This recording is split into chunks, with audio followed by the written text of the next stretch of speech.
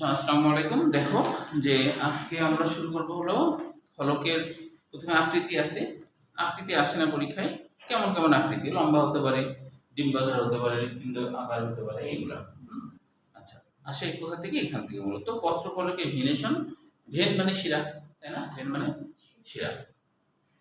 তো বিন্যস্ত হওয়া, এটাই হলো শিরা বিন্যাস। তো এখন দুই রকমের হতে পারে পাতা। একটা হলো রেটিকুলেট। রেটিকুলেট, তো আমরা তো জানি রেটি মানে কি, মনে আছে? রেটি মানে কি?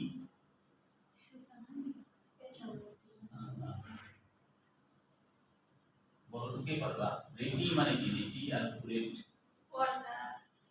না, তাহলে বলো রেটি মানে? রেটিকুলাম পড়ছিলা, তাই না?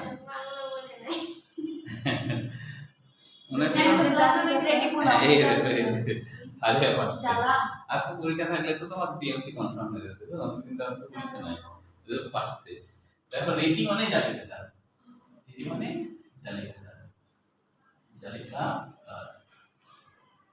আর কুলেট মানে ছোট বোঝায়। হ্যাঁ, কুলাম বা কুলেট মানে কি? খুব ছোট, খুব ছোট জালের মতো, খুব ছোট জালের মতো, খুব ছোট জালের মতো। কেন? দেখো, খেয়াল করো যে এটা ধর একটা পাতা, তো এই পাতার এখানে একটা মধ্যশিরা থাকে, আর এর আশপাশে যে শাখা শিরাগুলো থাকে, এই শাখা শিরাগুলো জালের মতো বিন্যস্ত থাকে। কিরকম? এইভাবে ব্যবহার করতে হবে, তাহলে কি জালের মতো বিন্যস্ত আছে না? এই জন্য এর নাম হলো রেটিকুলেট। উদাহরণ, যত দ্বিবীজপত্রী গাছ আছে, সব দ্বিবীজপত্রী গাছে হলো জালিকাকার শিরা বিন্যাস। নিজেরা একটু পাতা সূর্যের ধরো ছিঁড়বা, ছিঁড়ে সূর্যের আলোতে দেখবা, তাহলে ওটা চোখে দেখলে মনে থাকবে, তাই না? পাতা, আমের পাতা, অনেক গাছ, যে কোনো গাছের পাতা, যেটা হলো আমরা কি জানি যে দ্বিবীজপত্রী গাছ চিনার উপায় কি বলছিলাম বাহ্যিকভাবে? শাখা পোষাকা হবে। যাদের শাখা পোষাকা থাকবে তারা দ্বিবীজপত্রী। তাহলে এরকম দ্বিবীজপত্রী পাতা তুমি ছিঁড়বা, ছিঁড়ে সূর্যের আলোতে এইভাবে ধরবে, বুঝছো? ধরলে তুমি দেখবে যে জালের মতো শিরা বিন্যাস, তখন তুমি বুঝবে যে এইটা তাহলে জালিকাকার শিরা বিন্যাস। আর জালিকাকার শিরা বিন্যাস থাকাটাও তো দ্বিবীজপত্রীর একটা বৈশিষ্ট্য, তাই না? ঠিক কিনা? তাহলে বেশিরভাগ উদ্ভিদ তো দ্বিবীজপত্রী, ঠিক না? বেশিরভাগ উদ্ভিদই।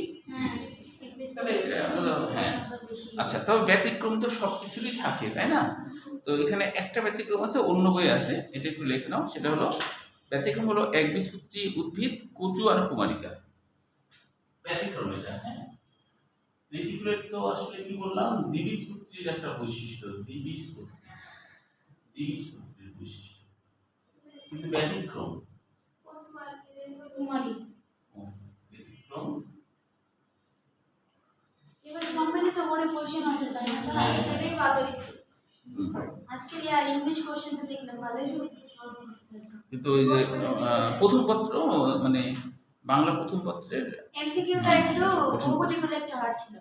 কিন্তু টিউশন আছে, বহুপদী করবে তাহলে শুনলে সমস্যা হবে, অ্যানসার না দেখে। আমার মানে সেই একটা মেয়ে দেখি বলছে যে মিলন স্যার ফেল করলে পাস করে দিন। বাংলায় কেউ ফেল করে না, ছাত্রই না আসলে। না, ওই এমসিকিউ এখন যদি ধরো আলাদা করে পাস করতে হয়, তাহলে পড়াশোনার দিকে না ঘুরে আসে, তাহলে পারবে। যারা বই পড়েনি, মানে খালি সিট করছে না, তারা পারবে। বই থেকে প্রশ্ন করছে, তাহলে বেশিরভাগ শিখতে বিভক্তি হতে যাচ্ছে। আচ্ছা, একটু ধরলাম। হ্যাঁ।